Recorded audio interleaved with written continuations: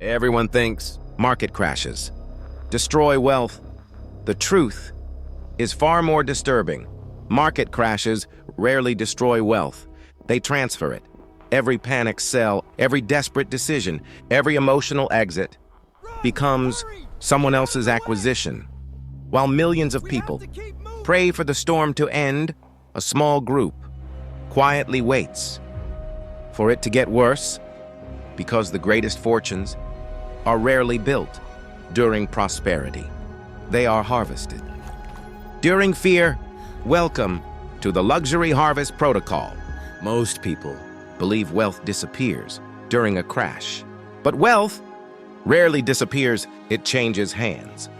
This is the first illusion of every financial collapse. The headlines speak of destruction. The public speaks of disaster. The screens flash red, the numbers fall, the fear spreads, and millions of people reach the same conclusion. Everything is being lost, but something very different is actually happening. Assets are not vanishing. Ownership is changing. Every panic sale creates a buyer. Every desperate exit creates an entry point. Every emotional decision opens a door for someone operating without emotion. This is why market crashes are rarely equal events. The fearful experience collapse. The prepared receive the transfer. The patient accumulate the future. One side sees the end. The other sees assets on sale. This is the hidden mechanism behind every great fortune, built during crisis.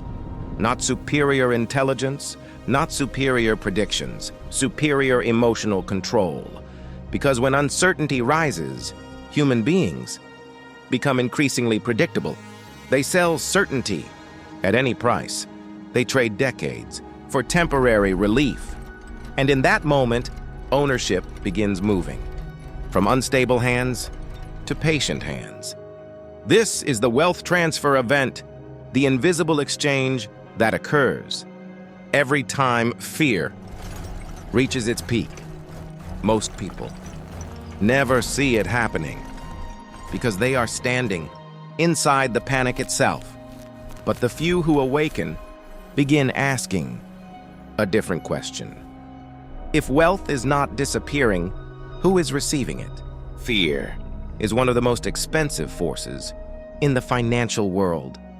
Not because fear destroys assets, because fear changes behavior. And behavior is what moves ownership. The market has always understood something most people never do. Human beings become highly predictable under pressure when uncertainty rises. The nervous system stops optimizing for opportunity. It begins optimizing for relief.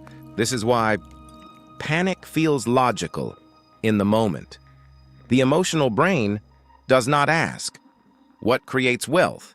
It asks, how do I stop the pain? And that question has transferred more wealth than almost any market crash in history. Because fear shrinks the future, people stop thinking in years. They stop thinking in decades. They begin thinking in hours, in headlines, in survival. This is the hidden advantage of the patient investor. They are not necessarily smarter. They simply operate on a different time horizon. While the crowd is trying to escape uncertainty, the patient observer is studying it. Because every panic cycle creates the same pattern. The crowd rushes toward certainty. Assets move toward patience. This is why the greatest transfers of wealth rarely occur during optimism. They occur when confidence collapses. The irony is almost unbearable. The moment people want safety most is often the moment they surrender opportunity. And somewhere on the other side of fear, someone is waiting, not with panic, not with urgency, but with capital ready to move. The few who awaken stop asking, how do I avoid uncertainty? And begin asking, Who benefits when everyone else fears it? Eventually, every wealth transfer has a recipient, and sometimes that recipient has a name. One of the greatest accumulators was Bernard Arnault, not a man chasing luxury, but a man studying fear. Most people look at the empire and assume the wealth was created during prosperity, but that is rarely how great fortunes grow, because empires are not built when confidence is high. They are built when fear is highest. While the crowd focuses on survival, the patient accumulator focuses on ownership. This is what most people misunderstand about the ultra-wealthy. They do not think like consumers. They think like acquirers. When uncertainty rises, they do not ask, "What should I sell?" They ask, "What is becoming available?" Because fear creates discounts. Fear creates urgency. Fear creates motivated sellers, and motivated sellers change everything. Assets become cheaper. Negotiating power shifts. Ownership becomes attainable. This is why the greatest opportunities often arrive wearing the disguise of crisis. The public sees danger.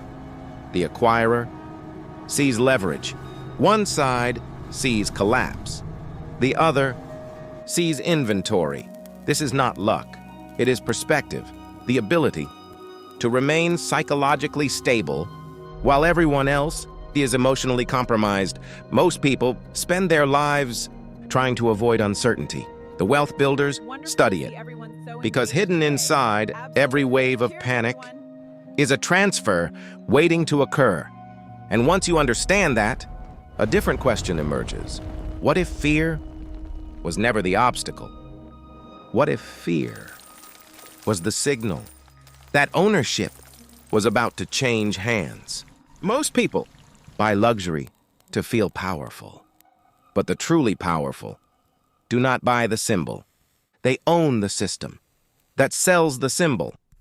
This is the distinction that changes everything, because the greatest fortunes are rarely built from products alone. They are built from systems. A luxury empire is not simply a collection of brands. It is a collection of cash flows, distribution networks, customer loyalty, global influence, pricing power. The public sees a handbag. The empire sees a recurring stream of future demand. This is why the ultra-wealthy focus less on products and more on ownership. Long pause. Because ownership multiplies value. Consumption extracts value. Every acquisition adds another layer to the machine. Another revenue stream, another customer base, another source of leverage, and over time, the machine becomes stronger, regardless of which brand happens to be trending. This is what most people never understand about empire building. The goal is not to predict the next opportunity. The goal is to build a structure capable of absorbing opportunities repeatedly. This is why crisis becomes so powerful, because when fear spreads, the machine is already built. The capital exists. The distribution exists. The acquisition process exists. While others are trying to survive, the machine is preparing to expand. This is the hidden advantage of empire architecture. Success no longer depends on a single decision. It depends on a system capable of compounding decisions over decades. Most people spend their lives searching for opportunities. The empire builders build machines that attract them. And once the machine exists, every crisis becomes potential fuel. A different question now begins to emerge. What happens when fear meets a machine built to harvest it? Most people see a crisis as a threat. The empire builder sees a crisis as a warehouse of forced sellers. This is the harvest protocol, the process through which fear becomes acquisition, because every crisis creates the same imbalance. The number of sellers rises, the number of calm buyers falls, and when that happens, pricing begins disconnecting from long-term value. This is where the transfer begins, not because the asset changed, because the emotional state of the owner changed. Fear creates urgency. Urgency creates discounts. Discounts create opportunity. This sequence has repeated itself through every major crisis for generations. The public focuses on uncertainty. The acquirer focuses on asymmetry, because uncertainty does not affect everyone equally. It weakens the impatient and rewards the prepared. This is why the strongest empires often expand during contraction. While competitors are preserving cash, the acquirer is deploying it. While others are waiting for clarity, the acquirer is accumulating leverage. Most people believe opportunity appears when conditions improve, but history suggests the opposite. Opportunity appears when confidence disappears. This is what the crowd rarely sees. They focus on the crisis itself.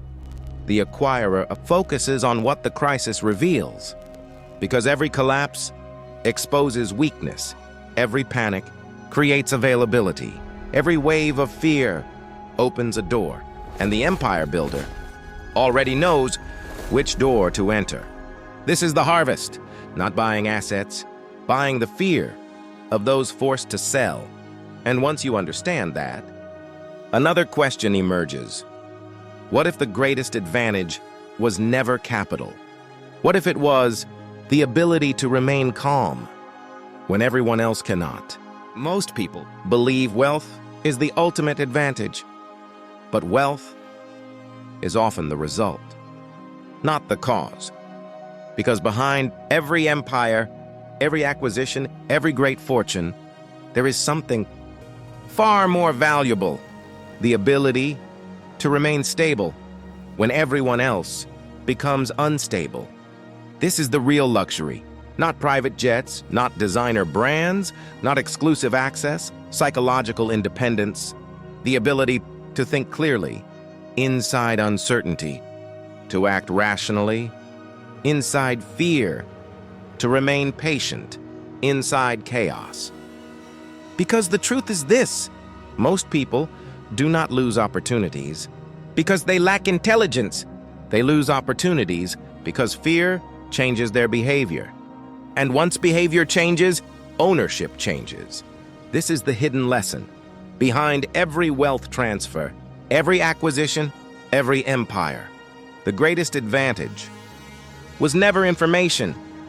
Information is everywhere. It was never capital. Capital follows the mind. That does not break. The greatest advantage is emotional stability, because emotional stability creates patience. Patience creates opportunity. Opportunity creates ownership. Short pause. And ownership creates leverage. This is why the future will always belong to those who can remain calm when others cannot. Most people spend their lives trying to predict the future. The builders of empires and prepare for it. The crowd searches for certainty. The acquirer searches for value, and that difference changes everything. Long pause. Because in the end, the greatest fortunes are not built when the world feels safe. They are built when fear convinces everyone else to walk away. If this message resonates with you, stay connected to Compound Core, because the people who build the future rarely think like the crowd. And the moment you stop fearing volatility, short pause, you begin seeing what others miss: the transfer, the opportunity, the leverage, the ownership. And perhaps that was the real lesson. Hidden inside every crisis, the asset was never the most valuable thing. The mind that could wait for it was.